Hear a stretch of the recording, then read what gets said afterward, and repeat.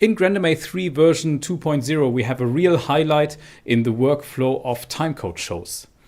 Let's see how it works. We can have a sound pool, and in the sound pool we can import sound files. We can play it back directly on executors, and the great thing is we can assign this to our timecode show now.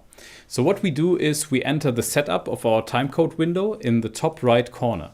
Here we can create a new track. So at the end of our tree structure, we say new track. And in this case, I want to move the track to the top of my list. So I move track 8 and put it directly on top as the new track number 1. This track now helps us to assign the sound file directly to the timecode.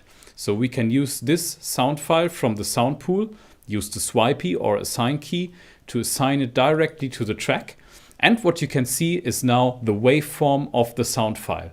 So this of course helps you to place your markers or your events properly depending on the change of the waveform.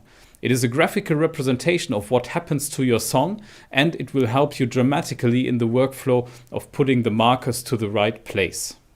Additionally, once you play back the timecode show, the sound file will play back automatically there as well. Have a look at the timecode settings as well in version 2.0. There are a lot of enhancement and improvements to the timecode workflow. Have fun with the programming of timecode shows.